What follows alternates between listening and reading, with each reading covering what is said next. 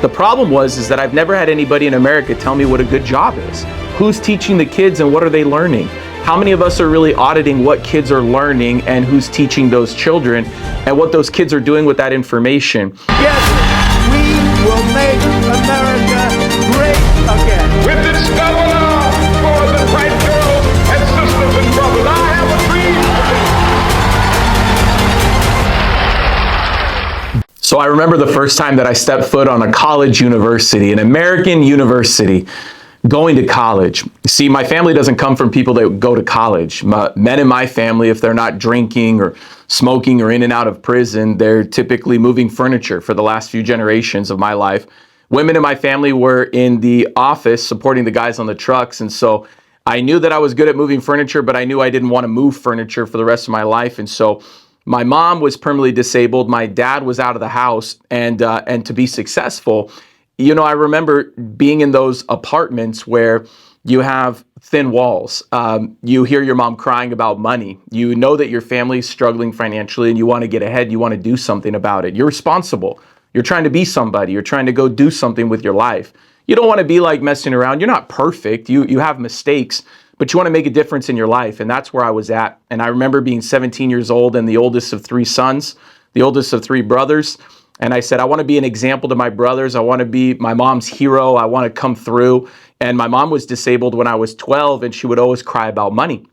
And I remember going to my mom and saying, Mom, I'm tired of you crying about money. How do you be successful in the United States of America? She says, boy, you know, son, you need to get good grades, go to a good school and get a good job.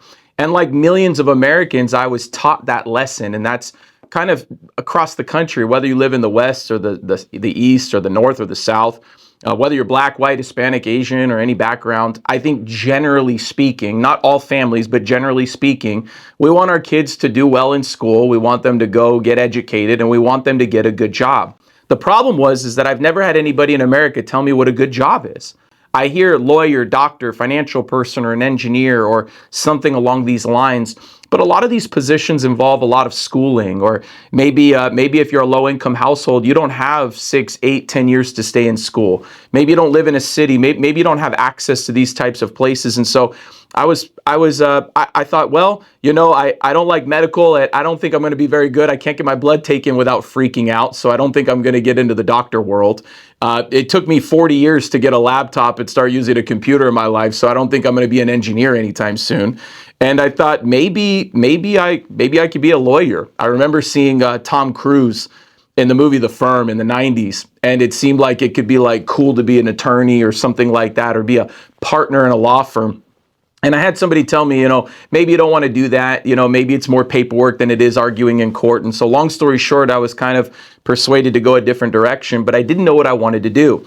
But all that I know is that the first time that my mom said, hey, we could go look at universities. And I remember the first time walking onto Stanford University's campus. You see, I grew up in Southern California in Los Angeles, and I currently live in Dallas, Texas. But I remember growing up in California. And if you're in the North, you want to go to Stanford or Cal Berkeley. And if you're in the South, you want to go to USC or UCLA or one of these schools. Now, keep in mind, other than Ohio State football, I had no allegiance to any university. I didn't have any family members going to colleges. I just watched college football with my grandpa from Ohio, and I loved Ohio State University. But going back into my education side, I remember looking at Leland Stanford University and seeing the cathedral that the father had built for his son who had passed away, and feeling so special while I was there. I remember going on Cal Berkeley's campus and thinking, wow. I remember going on UCLA's campus and saying, oh my gosh, this is so much different. And then finally going to USC, the University of Southern California's campus, when I walked on that, I was like, oh my gosh, my future's set. If I could get into a university like this, if they will allow me to attend classes, my life is set. My mom is going to be retired. I'll be rich. I'll have fancy cars. I'll live in a big house. And listen, I loved my college experience. About 20 years ago, I fulfilled a dream, and I got a chance to go to the USC, University of Southern California. But then you get a harsh reality when you come out of school. Number one, people, you're not anybody's favorite, okay? You are just like everybody else. Everybody has a degree. Nobody cares about yours. And I don't mean any disrespect to the audience listening here today, but in today's day and age, unless you could get new revenue, new clients, new clicks, new views, you're probably going to be put in some position where you just feel like maybe a number. Maybe you feel like you're not as important. Maybe you feel like you can't get ahead financially because every single time that you get a student loan check, I remember having to pay a substantial amount of money on a monthly basis for getting a different loans and whatever my grants couldn't cover. And although I was a low-income kid going to school, there had been no way. And I really thank God. I really feel appreciative of the fact that there were grant money and there's federal funding and state funding for people that come from a low-income household like mine. But there's a lot of other kids that, regardless of where they come from financially, they're going to school and it's who's teaching the kids and what are they learning? How many of us are really auditing what kids are learning and who's teaching those children and what those kids are doing with that information? And I'm a big fan of our young generation today, the different generations that are coming out that are technology driven, they're smart, they know how to adapt, they know how to figure things out. But what really do they know about the real world and being successful? When you go out and get an apartment for the first time, or you get a car, or you start financing something. I remember going to Circuit City, for those of you that are in my 40 plus community, and I remember my mom getting me my first computer when I was in college, and they said, you have to have a computer. And today everybody's got a device, but I remember financing it. If you've ever financed something for the first time and you don't understand how financing works, I remember getting a 27% interest rate financing because we didn't have credit, we didn't have money. And so I ended up getting a $2,700 Hewlett-Packard computer, and I probably paid back $4,600 or $4,500 during that stretch. And I'm not mad at Circuit City, and I'm not mad at Hewlett-Packard, but I didn't know how financing worked. I didn't know how interest worked. I remember getting my Ford Ranger truck at Galpin Ford off Sepulveda and around that 405 in the San Fernando Valley. And I remember needing somebody to co-sign. I didn't even know what that meant. I didn't know how that process worked. I remember my late great, my grandfather co-signing for me. And so here I am, I've got a truck, I have a computer, I'm paying everybody back with interest. I'm paying everybody back and I'm trying to live my life. And by now I've got 10 credit cards. And I've got 10 credit cards. And yes, I didn't make all the best financial decisions, but I wasn't out spending money and buying things for myself. I was trying to give my mom my paycheck, and I was trying to use credit cards to pay my bills.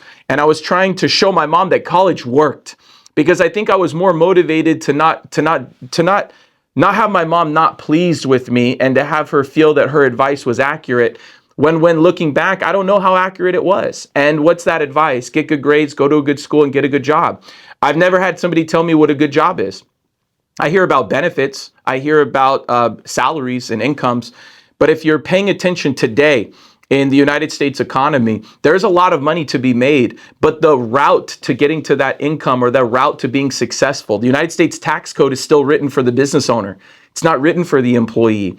The corporations are finding ways to reduce middle-level management positions so that there's less managers and more workers. And that provides less of an opportunity for young people to move up.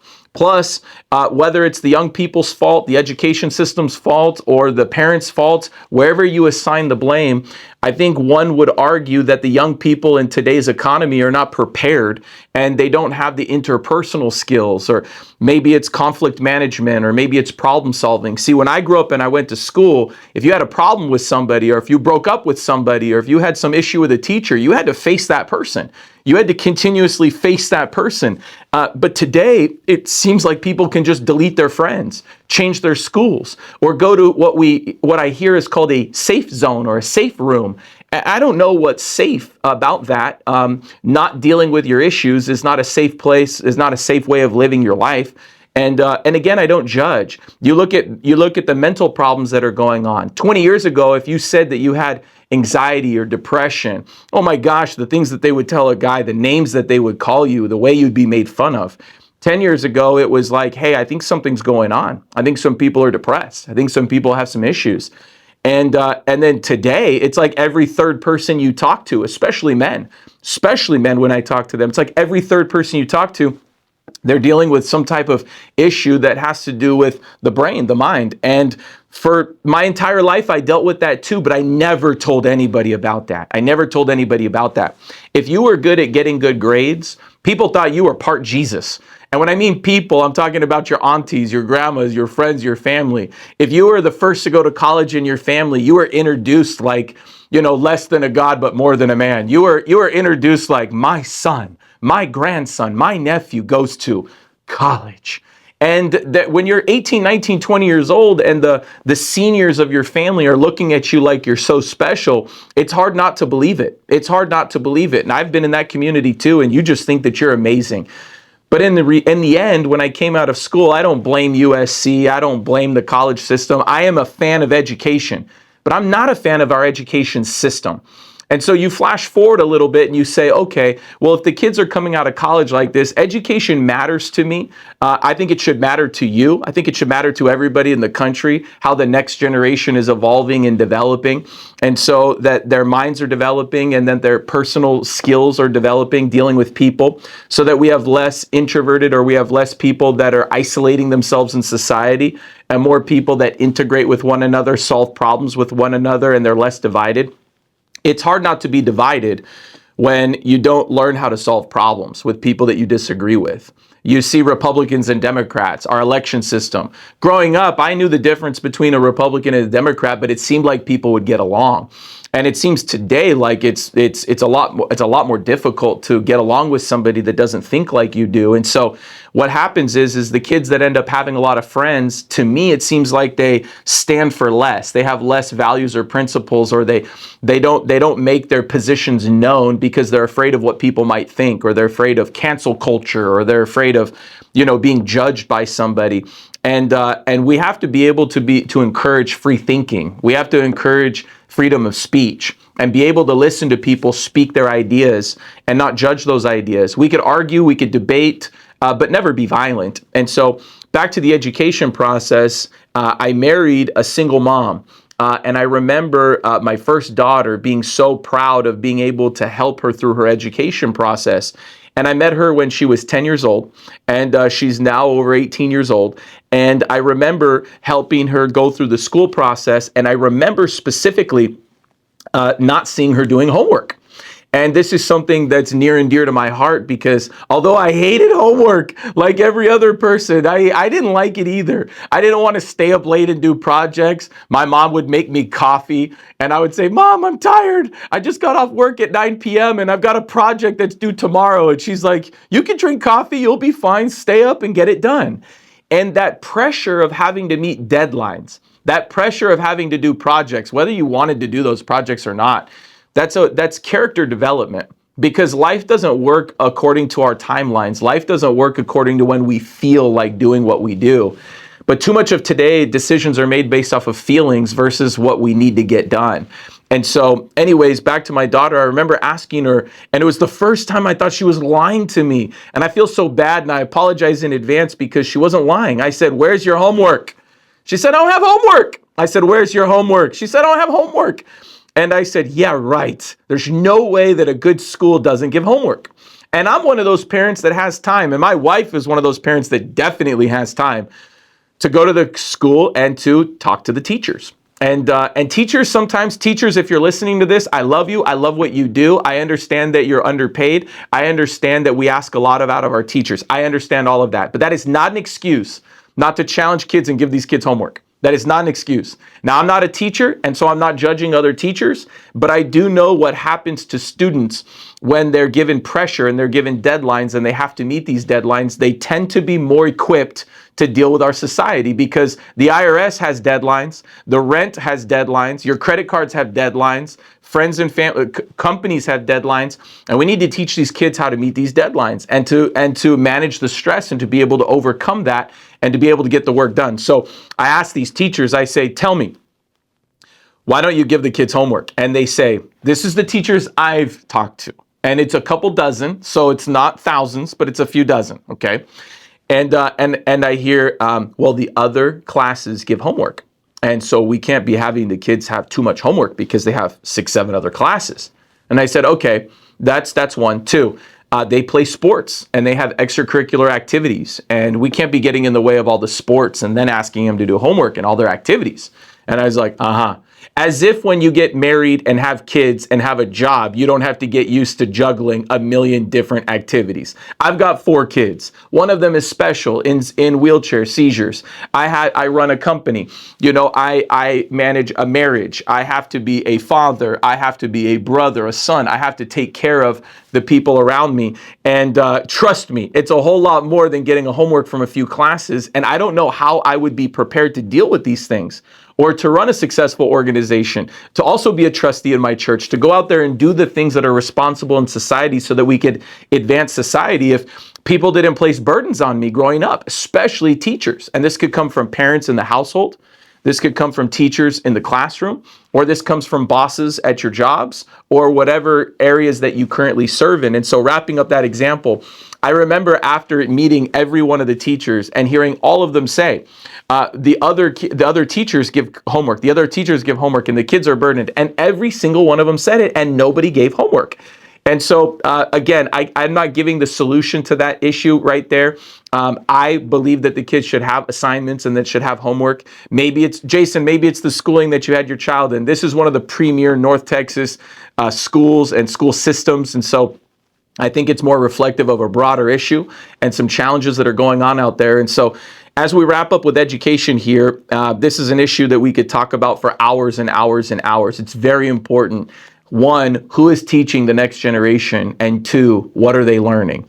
And not just their subjects in school, but are they learning how to write? Are they learning how to read? Do they complete books? Or do they just play on their phones and then hope that something great's going to happen one day if they were a great influencer or something like that? And I care about the kids. I care about the future of our government. I care about the future of our country. I care about the future of the families. I want to see less people getting divorced. I want to see less people that are depressed and have anxiety.